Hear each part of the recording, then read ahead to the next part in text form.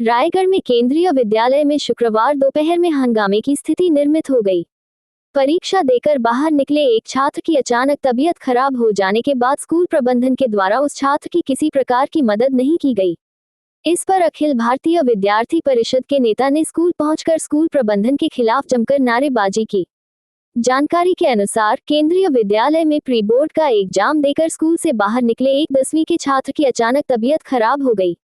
इसके बाद मौके पर ही मौजूद स्कूल के पूर्व छात्र हर्षित चौहान उस छात्र को जिला अस्पताल लेकर गए। फिर स्कूल पहुंचकर इस मामले की जानकारी स्कूल प्रबंधन को देते हुए उस छात्र के परिजनों को भी इस घटना से अवगत कराने की बात कही, लेकिन स्कूल प्रबंधन के द्वारा उसकी बातों को अनसुना करने के बाद उसने इस पूरी घटना की जानकारी छात्र नेताओं को दी। इसके बाद छात्र नेता केंद्रीय विद्यालय पहुंचकर स्कूल प्रबंधन के खिलाफ कई आरोप लगाते हुए जमकर नारेबाजी शुरू कर दी। छात्र नेता सौरभ नामदेव ने बताया कि केंद्रीय विद्यालय का एक छात्र परीक्षा देकर जब स्कूल से बाहर निकला, इसी दौरान अचानक उसकी तबीयत बिगड़ने पर वह बेहोश हो गया। इस घटना के बाद उसके साथी छात्र ने उस लड़के को अस्पताल ले जाकर भर्ती कराया। इसके बाद अस्पताल से स्कूल पहुंचकर एक छात्र ने स्कूल प्रबंधन को इस घटना से अवगत कराया और कहा कि उस बच्चे के परिजनों को इसकी जानकारी दे दीजिए, मगर स्कूल प्रबंधन की तरफ से उस बच्चे का किसी प्रकार का सहयोग नहीं किया गया और उल्टा उसी बच्चे को डराने धमकाने लगे। इसके बाद उसे लड़के ने उन्हें इस घटना की जानकारी दी। केंद्रीय विद्यालय के केमिस्ट्री लेक्चरर संतोष कुमार चैनी ने बताया, हर्षित चौहान नाम का छात्र जो कि 9वीं में फेल होकर स्कूल छोड़कर जा चुका है, वह 9वीं कक्षा में घुसा और एक छात्र का काला पकड़कर स्टाफ रूम में पहुंचकर शिक्षकों के साथ बदसलूकी किया। तब मैं उसे रोकते हुए अपने परिजनों को स्कूल बुलाने की बात कही। इतने में वह भाविक के नेताओं का उनके पास फोन आ गया और कहा गया कि स्कूल में नशे का कारोबार होता है। छात्र नेता के द्वारा ये भी कहा गया कि 10वीं का एक छात्र नशा करके बेहोश हो गया है जो अस्पताल में भर्ती है। तब छात्र नेता को बताया गया कि आज परीक्षा देने के बाद छात्र बाहर निकला है और उसे बाहर कुछ हुआ है, उसकी जानकारी हमें नहीं है। जिसके बाद हमने छात्र के परिजनों को मामले की जानकारी दे दी। छात्र को अस्पताल ले जाने वाले केंद्रीय विद्यालय के पूर्व छात्र ने बताया, मेरा दोस्त स्कूल की छुट्टी होने के बाद बाहर मिला और हम लोग शूटिंग के लिए बाहर जाने वाले थे। इस बीच अचानक उसकी तबीयत बिगड़ने लगी और आंख लाल होने लगा, जिसके बाद वह उसे अस्पताल ले जाने के बाद वहां से फिर से स्कूल पहुंचकर छात्र के परिजनों को इसकी जानकारी देने की बात कही गई, लेकिन उसकी बात नहीं सुनी गई। बताया जा रहा है कि एक लंबे अरसे से स्कूल के आसपास गांजा की बिक्री की जा रही थी। साथ ही साथ स्कूल के कुछ छात्रों के द्वारा स्कूल के अंदर भी गांजा बेचा जाता था। इस मामले की शिकायत पूर्व में छात्र नेताओं ने डिप्टी कलेक्टर से करते हुए कार्रवाई की मांग की जा चुकी है। आज दोपहर एक छात्र के बेहोश हो जाने के बाद ये बात फिर से निकलकर सामने आई कि वह छात्र किसी नशे का सेवन कर लिया था, जिसके बाद ही उसकी स्थिति बिगड़ने लगी। हमको जानकारी मिली कि सेंट्रल स्कूल में जो है कुछ टाइम पहले भी हम लोगों को ये जानकारी मिला था कि यहाँ नशे का कारोबार चल रहा है और नशा यहाँ आसपास भी बिक रहा है, स्कूल के अंदर भी हो रहा है सप्लाई, ऐसा हमें जानकारी था। मगर आज एक जीवंत प्रमाण हम सब के सामने आया कि एक विद्यार्थी जो इस स्कूल में पढ़ता था वो संदिग्ध परिस्थिति में उसका तबीयत परीक्षा देने के बाद तुरंत निकलने के बाद ख़राब हो गया। वो बच्चा यहाँ स्कूल से 100 मीटर की दूरी पर भी नहीं था। तबीयत ख़राब होने के बाद उसका एक साथी जो है वो उसको स्कूल से हॉस्पिटल लेकर के गया। हॉस्पिटल ले जाने के बाद वो यहाँ स्कूल पर आ करके सूचना दिया प्रशासन को, स्कूल प्रशासन को, कि भाई इस विद्यार्थी के साथ ऐसी ऐसी घटना हो गई है, आप उसके पेरेंट्स को सूचित कर दीजिए करके। तो उतना कहने पर जो प्रशासन जो है स्कूल का वो बच्चे के ऊपर भड़क गया और जो है किसी भी प्रकार से उसका सहयोग नहीं किया उस विद्यार्थी का, जो सिर्फ ये बोलने आया था कि आपके ही स्कूल में पढ़ने वाले बच्चे की सूचना उसके परिवार को दे दीजिए। इसकी जानकारी बच्चे ने, स्कूल प्रशासन ने उसका सहयोग नहीं किया तो निराश होकर के बच्चे ने हमें फ़ोन किया और हम तत्काल यहाँ पास आए। जब हम यहाँ आए तो स्कूल के जो टीचर्स हैं वो हमको गेट पर ही रोकने लगे और अलग प्रकार की भाषा में हमसे बात किया, आप कैसे घुस सकते हैं स्कूल में। हमें बाहर ही बताया गया, हम यहीं के रायगढ़ के ही निवासी, हम यहीं पले बढ़े हैं, हम यहीं हम पैदा हुए हैं, सारा कुछ यहीं है। जी, किस तरह की नशा की बात सामने आ रही है? नशा यहाँ पर सूखा गांजे का नशा, ऐसा कुछ सुनाई में आया है, जानकारी मिली है।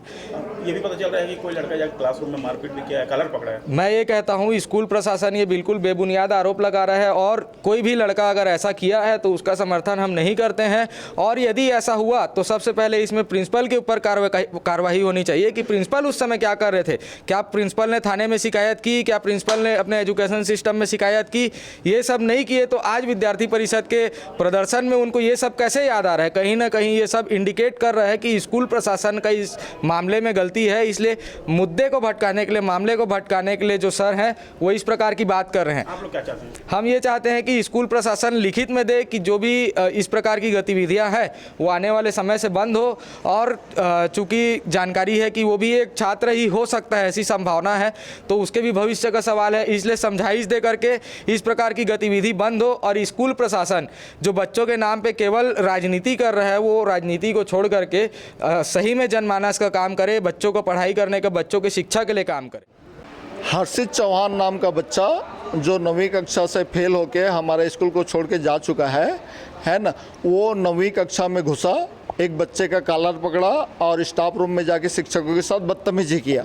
तो मैंने उस बच्चे को रोक लिया कि भाई आप अपने पेरेंट को बुलाइए, है ना। पेरेंट को बुलाने के बाद हम आपके पेरेंट को इस बात की जानकारी देंगे, है ना, और उनसे बात करने के बाद आपको रिहा करेंगे। तो इतने के बाद मेरे पास एबीवीपी का फ़ोन आ गया, है ना। उन्होंने बोला कि यहाँ नशे का व्यापार होता है, तो हमने बोला कि यहाँ नशे का व्यापार नहीं होता है ना। उन्होंने इस बात की जानकारी दी कि 10वीं का एक बच्चा नशा करके हॉस्पिटल में एडमिट है। तो हमने उनको बताया कि भाई 10वीं कक्षा का जो बच्चा है वो आज प्री बोर्ड एग्ज़ाम था, पूरा परीक्षा दिया है और परीक्षा दे के बाहर गया है, और बाहर में अगर उसको कुछ हुआ है तो उसकी जानकारी हमको नहीं है।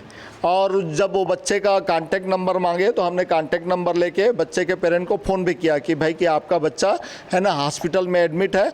और एबीवीपी वाले लोग बच्चे स्कूल की छुट्टी होने वाली थी, तो हमने उनको बोला कि भाई आप 15-20 मिनट रुक जाइए, बच्चे लोगों का अभी यहाँ बाहर जाने दीजिए, फिर हम आपको। आरोप लग रहा है, क्या स्कूल में बच्चों के बस्ते चेक होते हैं? बच्चों के बस्ते पीरियोडिकली चेक होते हैं, रोज़ चेक नहीं होते।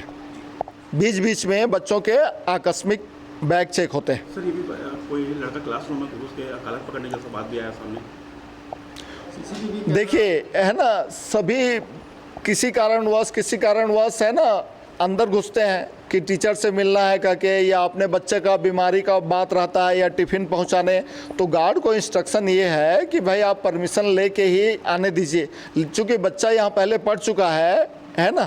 और उसके बाद गार्ड उसको क्यों आने दिया, है ना। और हम सभी शिक्षक हैं, मैं प्रभारी प्राचार्य हूँ, मेरे भी पूरे टीचिंग पीरियड्स रहते हैं, तो हमने उसको देखा नहीं, तो हमको पता ही नहीं है कि क्या हुआ करके। ये सब घटना हो जाने के बाद पता चला तो हमने हर्षित चौहान को रोका, लेकिन अब एबीवीपी वाले लोग उसके पक्ष में नारे लगा रहे हैं। सर, स्कूल प्रशासन के ऊपर गांजे तस्करी का आरोप लगा हुआ है, छात्रा यहाँ पे।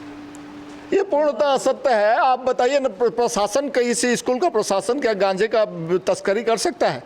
और तस्करी संभव है क्या, मतलब कि, है ना, क्योंकि ये तो पब्लिक प्लेस है ना। और बिना नाम लिए, है ना, तस्करी करेगा तो कोई अकेला आदमी करेगा या 2 आदमी करेंगे, किसी का नाम लेके तो आरोप लगा नहीं रहे हैं। स्कूल का स्टूडेंट ही यहाँ पे लाता है, बाकी बच्चों को देता है, ऐसा आरोप प्रबंधन पे नहीं? नहीं, अभी आपने बोला कि है ना कि स्कूल प्रशासन तस्करी कर रहा है कह के।